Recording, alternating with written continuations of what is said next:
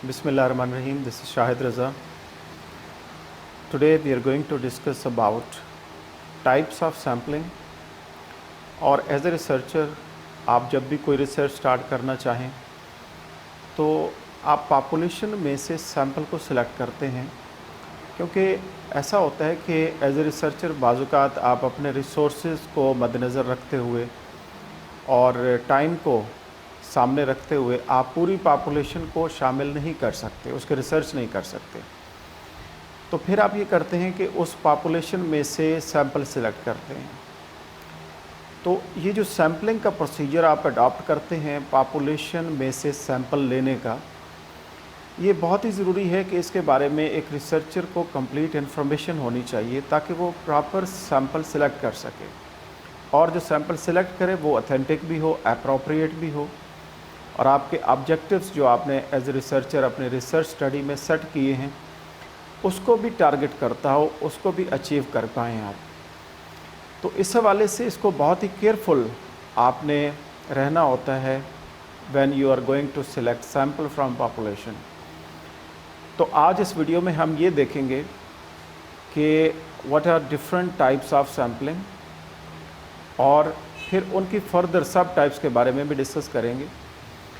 तो इसमें बुनियादी तौर पर सैम्पलिंग की दो टाइप्स हैं। One is called probability sampling and the other one is called non probability sampling. और एक रिसर्चर के लिए ये जानना ज़रूरी है कि वो प्रॉपर सैम्पलिंग टेक्निक को यूज़ करके पॉपुलेशन में से एक एक्यूरेट और अथेंटिक सैंपल को सिलेक्ट कर पाए। और अगर आप सही सैंपल सिलेक्ट कर लेते हैं according to research study and the objectives, तो डेफिनेटली उसके जो रिज़ल्ट्स आएंगे वो आप प्रॉपर रिज़ल्ट्स हासिल कर सकते हैं, आप अथेंटिक रिज़ल्ट्स हासिल कर सकते हैं। तो बुनियादी चीज़ ये है कि आप पॉपुलेशन में से किस तरीके से सैम्पलिंग करके सैंपल को सिलेक्ट करेंगे, और आपको जब तक ये मालूम नहीं होगा कि सैम्पलिंग की टाइप्स कौन सी हैं और हर एक टाइप के बारे में कौन सी ऐसी अहम मालूमात हैं और अहम इंफॉर्मेशन है जो आपके माइंड में होनी चाहिए, तब तक आप प्रॉपर सैम्पलिंग नहीं कर पाएंगे। तो इसी हवाले से आज हम प्रोबेबिलिटी सैम्पलिंग और उसकी फर्दर सब टाइप्स इसके बारे में डिस्कस करने वाले हैं इस वीडियो में। So we are discussing about types of sampling, और इसमें जैसे अभी हम डिस्कस कर रहे थे कि there are basically two types of sampling. एक को प्रोबेबिलिटी सैम्पलिंग कहा जाता है और दूसरी जो टाइप है उसको हम नॉन प्रोबेबिलिटी सैम्पलिंग कहते हैं।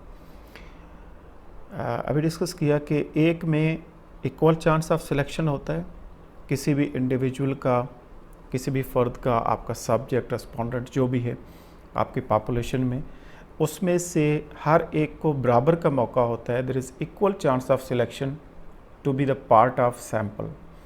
तो जिसमें इक्वल चांस ऑफ सिलेक्शन है, बराबर का मौका है, कोई भी पॉपुलेशन में से आपके सैंपल का हिस्सा बन सकता है, that is called probability sampling. और जिसमें इक्वल चांस ऑफ सिलेक्शन नहीं है उसे नॉन प्रोबेबिलिटी सैम्पलिंग कहा जाता है। और आज इस वीडियो में हम देखने जा रहे हैं कि प्रोबेबिलिटी सैम्पलिंग जहाँ पे इक्वल चांस ऑफ सिलेक्शन होता है उसकी टाइप्स क्या हैं। तो आइए देख लेते हैं। तो अब हम देख लेते हैं कि प्रोबेबिलिटी सैम्पलिंग में पहली जो सैम्पलिंग की टाइप्स है जो प्रोबेबिलिटी सैम्पलिंग में शामिल है उसे हम कहते हैं सिंपल रैंडम सैम्पलिंग। और सिंपल रैंडम सैम्पलिंग क्या है? The individuals are chosen in such a way that each has an equal chance of being selected and each choice is independent of any other choice. यानी इसमें simple random sampling में equal chance of selection होता है और इसमें independent choice होती है, कोई भी सिलेक्ट हो सकता है, कोई भी हिस्सा बन सकता है आपके सैंपल का पॉपुलेशन में से। तो सिंपल रैंडम सैम्पलिंग के ज़रिए सैंपल सेलेक्ट करने के लिए आप एक मेथड जो यूज़ कर सकते हैं that is called table of random numbers, TRN। By using table of random number, you can select your individuals or respondents from your population to be the part of your sample. Left side पे आप देख रहे हैं कि आपको नज़र आ रहा होगा, this is called table of random numbers. तो इसके ज़रिए इसको यूज़ करके आप सैंपल सेलेक्ट कर सकते हैं। For example, number of individuals in the population is 454 and the required sample size, you want 10%, 10% आपको चाहिए आपकी पॉपुलेशन में से, तो ये 46 नंबर बनेगा। तो 46 लोग आप सिलेक्ट करेंगे पॉपुलेशन में से जो आपके सैंपल का हिस्सा बनेगा। तो इसके लिए आप टेबल ऑफ रैंडम नंबर को यूज़ करेंगे, यानी 454 लोगों में से आपने 10% 46 लोग सिलेक्ट करने हैं। तो इसको कैसे सिलेक्ट किया जाएगा 454 में से? तो इसके लिए आप टेबल ऑफ रैंडम नंबर्स को यूज़ करके ये काम कर सकते हैं। तो आप क्या करेंगे कि सिलेक्ट अ कॉलम और row of TRN, table of random number. आप कोई भी कॉलम और कोई भी रो सिलेक्ट कर सकते हैं। फॉर एग्ज़ाम्पल यहाँ पे आपको एक एरो का निशान नज़र आ रहा होगा, यहाँ पे आप देख सकते हैं। तो जहाँ पे ये ऊपर 0 to 4 और 4 to 9 एंड 10 to 14 ये लिस्ट जा रही है, और 40 to 44 ये 9th बनता है कॉलम, 1 2 3 4 5 6 7 8 9। तो 9th कॉलम में जब आप यहाँ पे आ चुके हैं तो यहाँ पे आपने अपने सैम्पल फ्रेम को सामने रखना है, यानी वो लिस्ट जो पॉपुलेशन की आपकी है उसको आप सामने रखेंगे, और उनमें तमाम 454 लोग मौजूद होंगे और उनको आप नंबर एलोकेट करेंगे, एक नंबर असाइन करेंगे, उनको एक नंबर दे देंगे, और उस नंबर के मुताबिक आप टेबल ऑफ रैंडम नंबर में से अब आपने आगे बढ़ना है, और इसमें से आपने सिंपल रैंडम सैम्पलिंग टेक्निक को यूज़ करते हुए आपने सैंपल लेने हैं।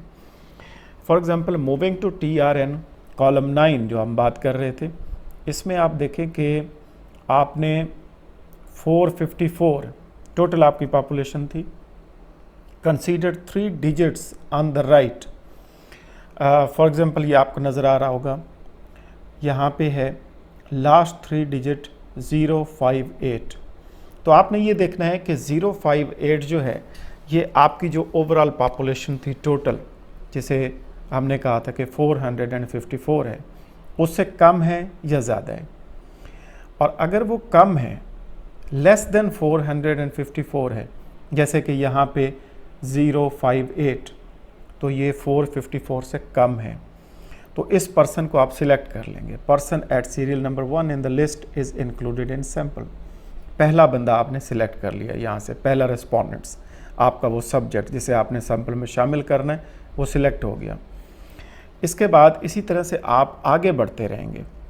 फॉर एग्ज़ाम्पल आप पर्सन नंबर 2 सिलेक्ट करना चाह रहे हैं, तो नेक्स्ट आप देखेंगे कि नेक्स्ट आपके सामने 933 आता है। तो 933 454 से ज़्यादा है, तो इसलिए ये जो पर्सन है ये उसमें शामिल नहीं होगा आपके सैंपल में, क्योंकि ये उससे ज़्यादा है। उससे कम जो है वो आपने सिलेक्ट करने हैं। So leaving the exercise after 46 ticks. तो इसको आपने कंटिन्यू करना है जब तक आपके 46 लोग सिलेक्ट नहीं हो जाते।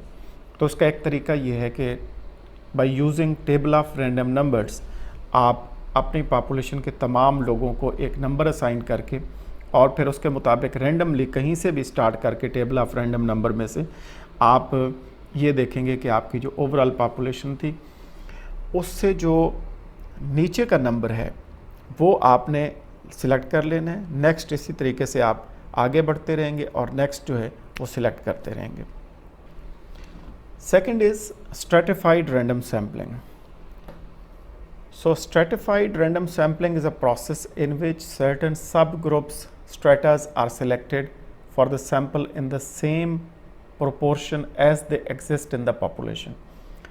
Strata कहते हैं ग्रुप को, यानी आप पहले ग्रुप्स बना लेते हैं, स्ट्रेटास बना लेते हैं, और फिर उस स्ट्रेटा के मुताबिक उस ग्रुप में से सेम प्रोपोर्शन जो होता है पॉपुलेशन का उसको सामने रखते हुए आप सैंपल सेलेक्ट करते हैं। डिफरेंट स्ट्रेटास बनाए जा सकते हैं। मेल फीमेल का स्ट्रेटा है, रूरल अर्बन का स्ट्रेटा है, एजुकेटेड अनएजुकेटेड का स्ट्रेटा है। These are groups stratas. तो इस ग्रुप से और स्ट्रेटा से आप फर्दर सैंपल लेते हैं। एक एग्जांपल यहाँ पे दी गई है। Suppose accessible population of 9th grader science students in a school system is 365। 365 ninth grade के स्टूडेंट्स हैं, साइंस स्टूडेंट्स। इसमें से फीमेल्स जो हैं वो 219 हैं जो कि 60% बनते हैं, और मेल्स हैं 146 जो 40% बनते हैं। तो अब आपने क्या करना है, again you can use table of random numbers, और टेबल ऑफ रैंडम नंबर्स को इस्तेमाल करते हुए आप रैंडमली सिलेक्ट कर सकते हैं। For example you are selecting 30% from each stratum, हर ग्रुप में से 30% आप ले रहे हैं। तो जो 219 थे फीमेल्स, उनमें से आप 30% लेंगे तो ये 66 फीमेल्स बनेंगी, और इसी तरीके से मेल थे 146, तो इसका 30% आप लेंगे तो 44 मेल्स बनेंगे। तो इस तरह से आप दोनों स्ट्रेटास में से मेल और फीमेल में से आपने using table of random number आपने सिलेक्ट कर लिया sample size. So this type of sampling ensures that key characteristics of individuals in the population are included in same proportion in the sample. आपने same proportion रखा और जो characteristics थी different groups की उसके मुताबिक आपने उसको सामने रखते हुए सैंपल सेलेक्ट किया। Then comes cluster random sampling. Cluster कहते हैं एक, जिसे हम झुरमट कह लें, एक बड़ा साइज़ कह लें, cluster. The selection of groups or cluster of subjects rather than individuals in cluster random sampling. यहाँ पे इंडिविजुअली नहीं सिलेक्ट करते आप सब्जेक्ट्स को, रेस्पोंडेंट्स को, लोगों को, बल्कि आप एक क्लस्टर को सिलेक्ट कर ले, एक पूरे का पूरा क्लस्टर आप ले लेते हैं। In simple random sampling and stratified random sampling the sampling unit is an individual. जो सिंपल रैंडम सैम्पलिंग है और स्ट्रेटिफाइड रैंडम सैम्पलिंग है, इन दोनों में जो सैम्पलिंग यूनिट होता है वो इंडिविजुअल होता है, यानी एक फ़र्द। लेकिन यहाँ पे पूरा group, but in cluster random sampling the unit is a group और क्लस्टर। लेकिन यहाँ पे जो सैम्पलिंग यूनिट है वो इंडिविजुअल नहीं है, वो ग्रुप है या क्लस्टर है पूरे का पूरा। Sometimes a list of all members of the population of interest is not available. बाज़ वक़्त ऐसे होता है कि पॉपुलेशन में तमाम जो लोग शामिल होते हैं उनकी लिस्ट नहीं मिलती, अवेलेबल नहीं होती। So here the type useful for sampling will be cluster sampling. तो इसमें आप क्या करते हैं कि जब आपको सैम्पलिंग फ्रेम अवेलेबल नहीं है, वो लिस्ट अवेलेबल नहीं है आपकी पूरी पॉपुलेशन की, तो वहाँ पे आप क्लस्टर सैम्पलिंग को यूज़ करते हैं। Suppose number of elementary school teachers 10,000, number of schools 50, so distributed over a large area. ये जो स्कूल्स हैं और जो टीचर्स हैं ये बड़े एरिया पे फैले हुए हैं। तो instead of randomly selecting a sample of teachers from every school, the researcher decides to collect data from all teachers from selected schools. तो यहाँ पे आप बजाय एक एक इंडिविजुअल को और टीचर को, स्टूडेंट को सिलेक्ट करने के लिए जाएं, तो आप इसकी बजाय एक पूरा क्लस्टर सिलेक्ट कर लेते हैं, यानी पूरा का पूरा स्कूल सिलेक्ट कर लेते हैं और उस स्कूल में मौजूद तमाम टीचर्स को ले लेते हैं अपने सैंपल में, और उसमें से किसी एक क्लास को या दो क्लासों को या तीन क्लासों को सिलेक्ट कर लेते हैं, और वो सारी की सारी क्लासें, उनमें तमाम के तमाम स्टूडेंट्स जो उस क्लास में मौजूद हैं वो आपके सैंपल का हिस्सा बन जाते हैं। तो ये क्लस्टर सैम्पलिंग कहलाती है। इसके साथ आप सैंपल सिलेक्ट कर सकते हैं पॉपुलेशन में से।